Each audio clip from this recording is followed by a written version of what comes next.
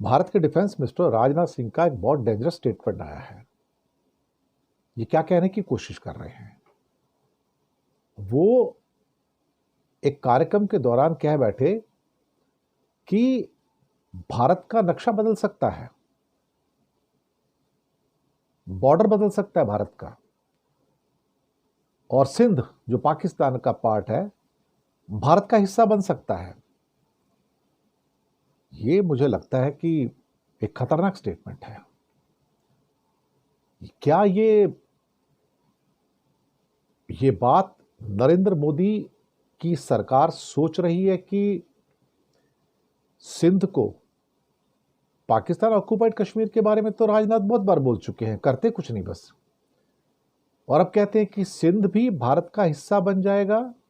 सिंध क्षेत्र आज भारत का हिस्सा नहीं है, लेकिन हो सकता है कि बॉर्डर बदल जाए और सिंध फिर से भारत का हिस्सा बन जाए।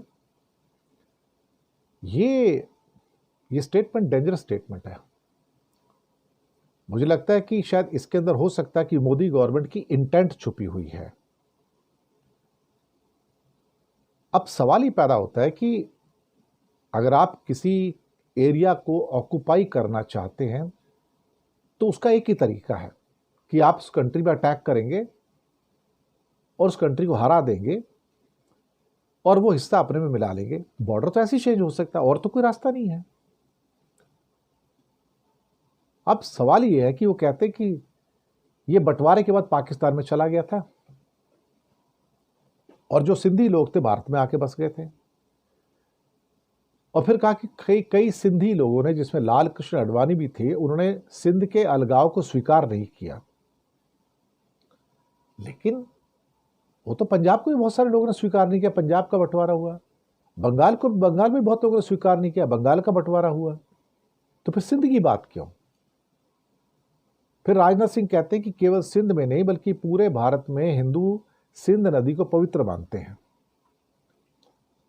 फिर कहते हैं आज भले ही सिंध भारत का हिस्सा नहीं है, लेकिन सिविलाइजेशन के रूप में सिंध हमेशा भारत का हिस्सा रहेगा। जहां तक जमीन का सवाल है, बॉर्डर बदल सकते हैं। ये डेंजरस स्टेटमेंट है। ये इंटेंट शो कर रहा है। मुझे लगता है कि क्या राजनाथ जी ये बताने की कोशिश करेंगे कि क्या वो किसी युद्ध की तैयारी कर रहे हैं और उस युद्ध की तैयारी के द्वारा सिंध को भारत में मिलाना चाहते हैं। 22 सितंबर को उन्होंने मोरक्को के अंदर एक इंडियन कम्युनिटी से बातचीत के दौरान कहा था कि बिना कुछ किए पीओके हमारे पास आ जाएगा, बिना कुछ किए पीओके हमारे पास आ जाएगा। अभी कुछ साल पहले उन्होंने ये भी कहा था कि हमारी सेनाएं पूरी रूप से तैयार हैं पीओके को हथियाने के लिए, और कभी भी ऑर्डर दिया जा सकता है। और सेना ने कहा था कि हाँ, हम तैयार हैं, अगर ऑर्डर मिलेगा तो हम जाएंगे।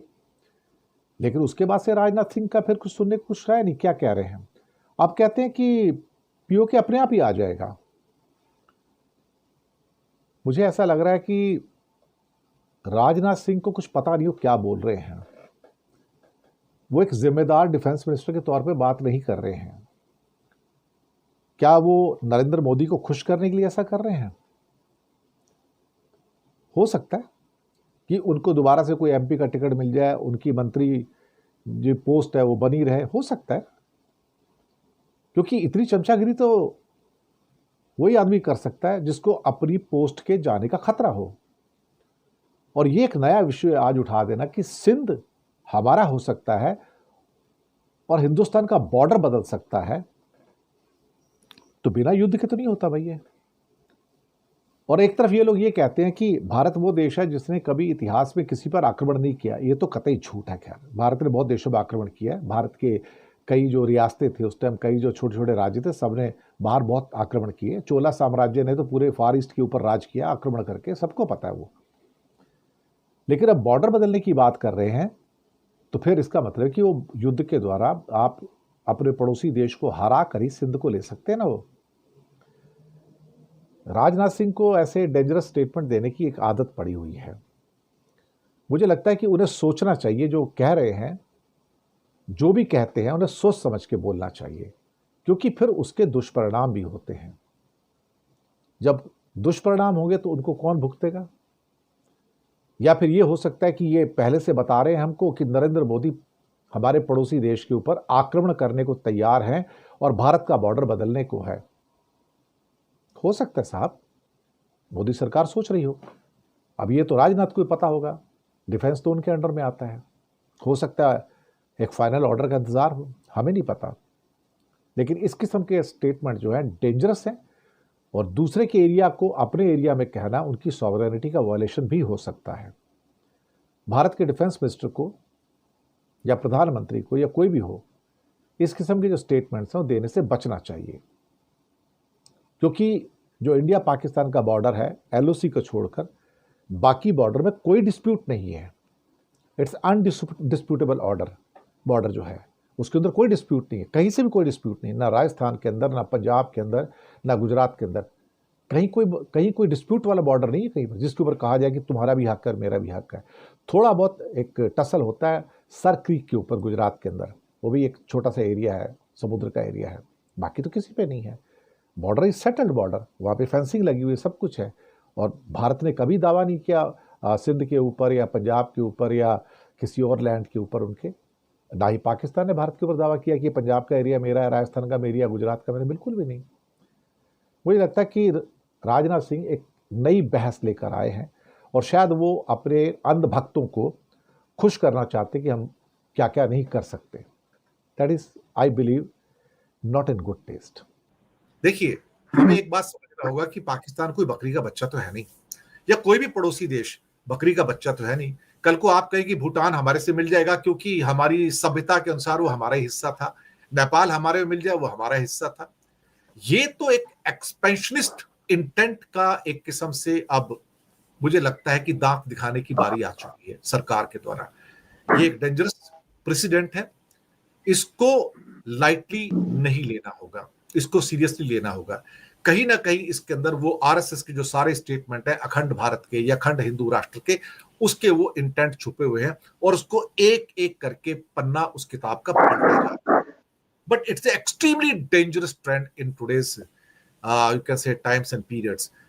ये चीजें शायद और ज्यादा तलखियां पैदा कर सकती हैं, और पाकिस्तान के तीखे स्टेटमेंट नॉर्थ ईस्ट के बारे में या इंडिया के बारे में जो आए हैं वो भी शायद बहुत चुभेंगे कुछ लोगों को। लेकिन इस किस्म के स्टेटमेंट की जरूरत क्या है? ये बहुत ही इंपॉर्टेंट एरिया है। कराची वहां पे है लार्जेस्ट सिटी पाकिस्तान का। जो सी पैक है वो सिंध में से होकर के गुजरता है।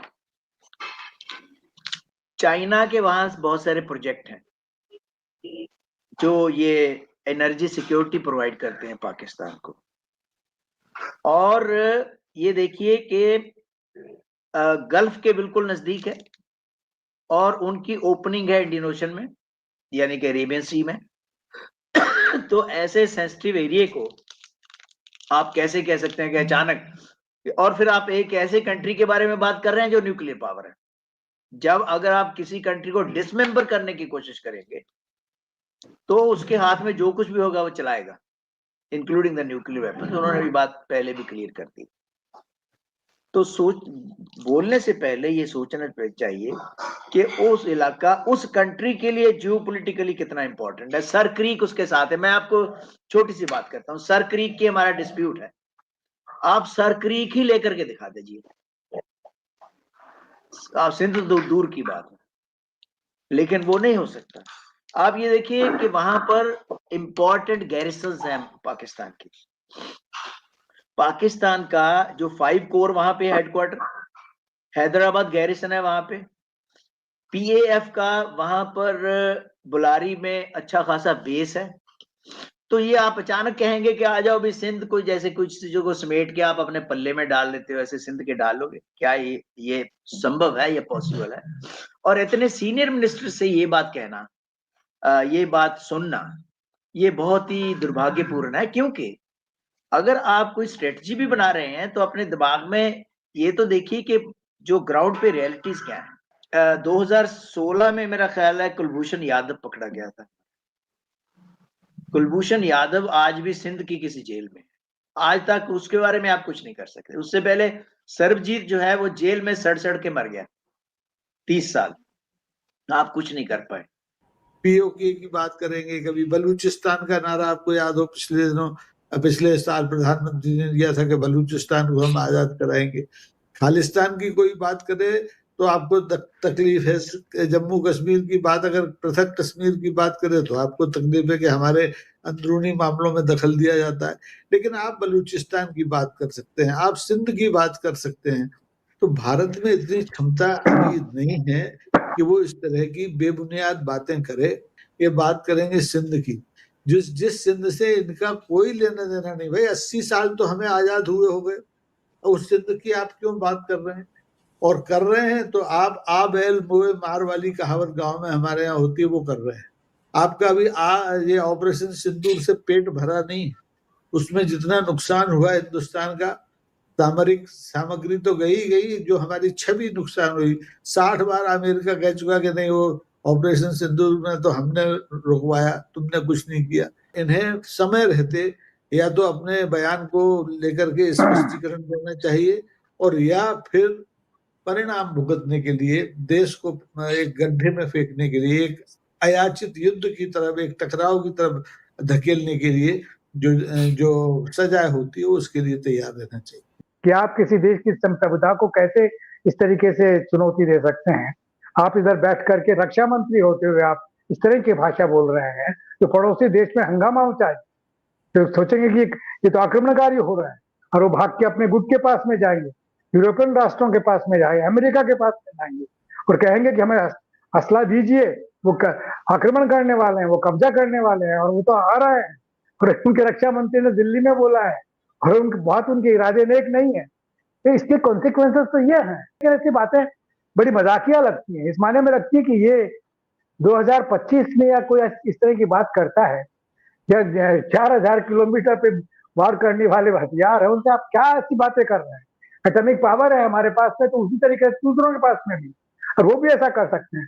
तो ये हास्यास्पद है कि आप स्टारवादी बन रहे हैं, कि आप कहलवाना पसंद करेंगे। आपके पास में दम भी तो होना चाहिए ना वैसा, कि आप स्टार कर सकते हैं। तो भागेंगे तो या तो सोवियत संघ के, या तो रूस के पास में जाएंगे, या चीन के पास में जाएंगे, अमेरिका के पास में जाएंगे। आपके पास में तो ऐसा कुछ हुआ नहीं है अभी कि जिसकी वजह से कुछ हो जाए। दुबई में एक करिश्मा देखने को जरूर मिला, जिसपे कि आश्चर्य हो रहा है कि अरे इस जहाज पे हम लोग इंतजार कर रहे थे, एक हमारा बहादुर सैनिक इस तरीके से शहीद हो गया उसी चक्कर में। तो ये बड़ी कमजोर बातें हैं, ये सरकार की बहुत कमजोर बातें हैं, दिखावटी बातें हैं। वहां पर चाइना के इंटरेस्ट इतने जबरदस्त हैं। चाइना अपने इंटरेस्ट को कभी भी किसी भी रूप में हर हालत में प्रोटेक्ट करेगा। और ये उस समय मैं कह रहा हूं जब अभी आपने ऑपरेशन सिंदूर में देखा है किस तरह के चाइना ने पाकिस्तान को लॉजिस्टिक्स सपोर्ट दी ऑपरेशन सिंदूर के दिनों में। अभी आप देखिए, पाकिस्तान से हमको लड़े हुए बहुत दिन नहीं हुए हैं, ऑपरेशन सिंदूर को गए बहुत दिन नहीं हुए हैं, 7 मई को हुआ था, और अभी हम साल हमारा खत्म नहीं हुआ है, 1 महीना और बाकी है। मुझे लगता है कि ये आने वाले दिनों में फिर ऐसी रार छेड़ करके कुछ ना कुछ फिर गड़बड़ करेंगे, क्योंकि इन्हें अंतरराष्ट्रीय कानून का मालूम नहीं, संप्रभुता को जानते नहीं। आप किसी दूसरे देश की संप्रभुता को चुनौती देने की बात कर रहे हैं तो आपकी संप्रभुता बची रह जाएगी। ये नहीं सोच रहे हैं कि इसके रिपरकेशंस क्या होंगे, इसका खामियाजा कौन को भुगतना पड़ेगा। हमें लोगों को यही संदेश देना चाहिए, हमारे अड़ोस पड़ोस के लोगों को, कि जरा हमारे लोग ये यूं ही बोल जाते हैं, हमारा ना इरादा है, और हम ही वास्तविक संप्रभु, हम जनगणी है, मतलब नागरिक है, और हमारी बात समझो आप लोग, इनके उसमें मत जाइएगा, कुछ नहीं होने वाला है। ये ऐसे ही बोलते रहते हैं। ये इन्होंने न भुट्टो का नाम लिया, न किसी जरदारी का नाम लिया, सीधा सीधा कहा कि अब तो पंजाब, अब ये तो सिंधी तो हमारे साथ में है, तो अब कोई दिक्कत है नहीं। लेकिन ऐसा नहीं है, ये बड़ी मजाकिया लग रहा है, और इनको स्पेस मिला अखबार पे, आश्चर्य होता है। गाना है या एक गजल का हिस्सा भी है, बात निकली है तो दूर तलक जाएगी। ये बस इतना कह के मैं चुप हो जाऊंगा कि बात निकली है तो दूर तलक जाएगी, ये इतनी जल्दी रुकेगी नहीं। और ये हेडलाइन छापने से कुछ नहीं होता अखबारों के द्वारा कि सिंध की बात हुई तो पाकिस्तान को मिर्ची लगी, और कल को पाकिस्तान कहे कि मुझे पंजाब चाहिए, राजस्थान चाहिए, गुजरात चाहिए, तो आपको कैसा लगेगा? आप बताइए ना। आप दूसरे की सॉवरेनिटी का, संप्रभुता का उल्लंघन करके ऐसी बात करेंगे तो मिर्ची भी लगेगी उनको, और बहुत कुछ लगेगा, सब लगना भी चाहिए। और कोई हमारे बारे में बात करेगा तो हमें भी लगेगा। आप इस किस्म की वाहियात बातें नहीं कर सकते अंतर्राष्ट्रीय कूटनीति में। That is very dangerous. फिर कहूंगा बात निकलेगी तो दूर तलक चली गई है और आगे जाएगी।